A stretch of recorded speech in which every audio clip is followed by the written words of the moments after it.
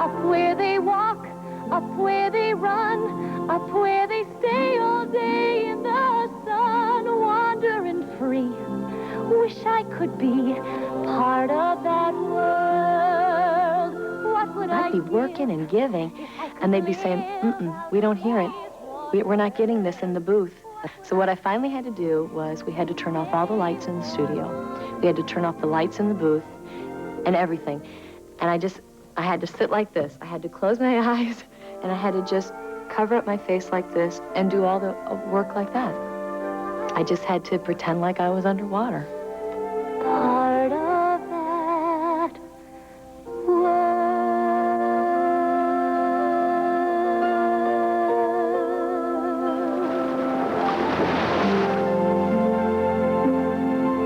I told you were going to like this.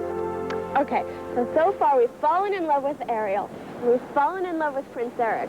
Well, at least I've fallen in love with Prince Eric. And how about dear old Dad Triton, huh? Talk about an overprotective father. And that's not all. There are these two kooky characters, and if their voices sound familiar to you, that's because they're two very funny, very well-known actors.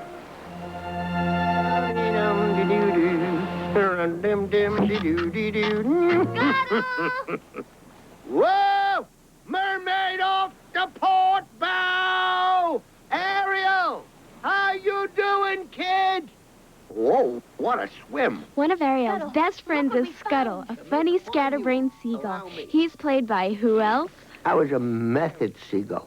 You know, I was supposed to do the picture a year ago, but we had to delay it because I went to the edge of the roof of the garage and jumped.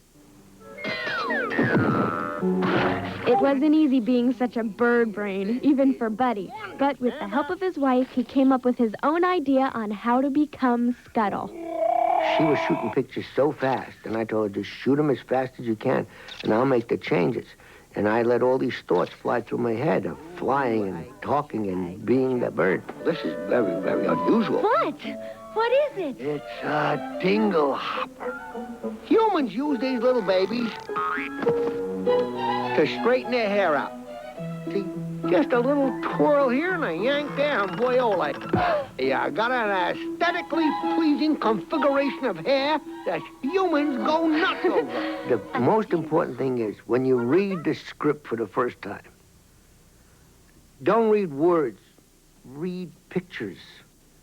As those words come off the page into your head, and you fly, or you get worried, and you get an intensity, and you're thinking, I gotta help that princess. I gotta help that little girl. Oh, no. I gotta... Ariel! Ariel! I can't stand it. It's too easy. The child is in love with a human, and not just any human, a prince.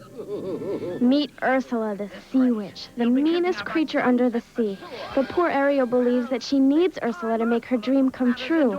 Well, for Pat Carroll, playing Ursula is her dream come true.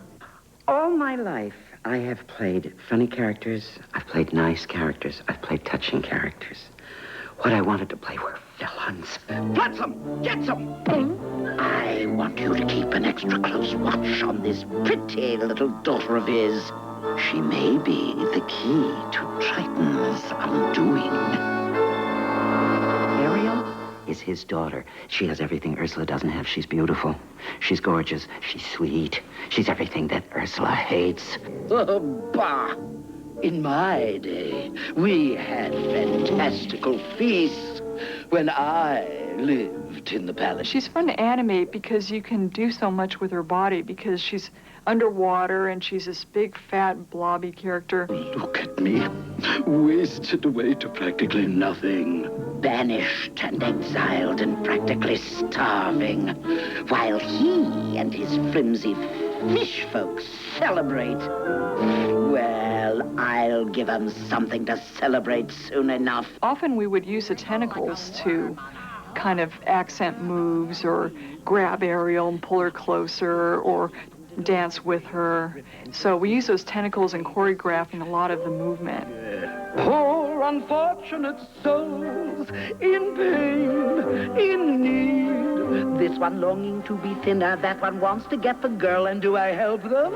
Yes, indeed.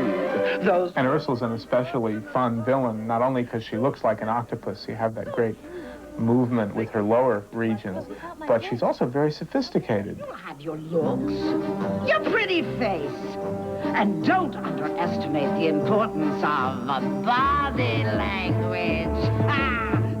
I watched Sunset Boulevard with the character Norma Desmond, and I studied the way she would move and the way she would react to William Holden, and that really helped out a lot. It would inspire me when I try to put some life into that character.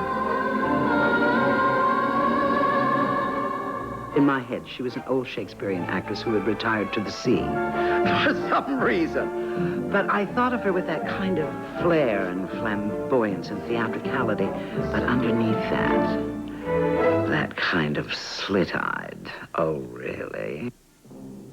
My dear, sweet child, that's what I do. It's what I live for, to help unfortunate merfolk like yourself.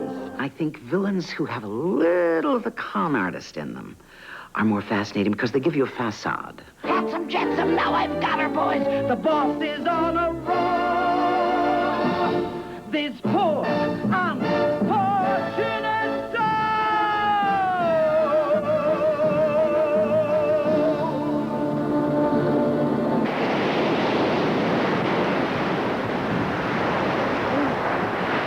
Ursula is so evil. Don't you just love to hate her? Great fairy tales always give us such great villains, but poor Ariel. I mean, she's no match for Ursula. At least not alone anyway. But don't worry, 'cause she has some great friends that are gonna help her out. Isn't it fantastic? Yeah, sure, it's great. All right, I'm going inside. You can just stay here and watch for sharks. Okay. Yeah, you go. I'll stand. What? Sharks? Ariel? On second thought, I don't know how much help Flounder really is. He tries, but he never seems to be able to talk her out of getting into more trouble. Did you hear something? I wonder what this one is. Ariel? Flounder, will you relax? Nothing is going to happen.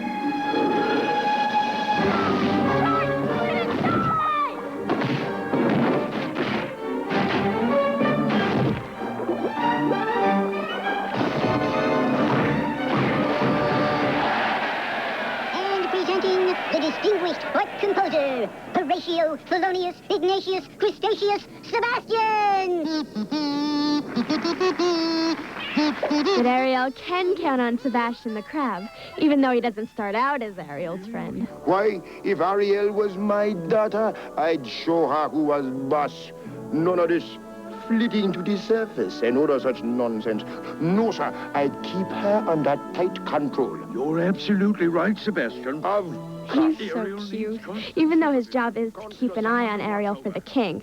But Sebastian quickly learns that watching over a teenager can get you into hot water. Now I'll stop you with bed. It don't hurt, because you're dead. And you're certainly lucky you are. Because it's gonna be a hot in magic silver pot to the poisson. Au revoir.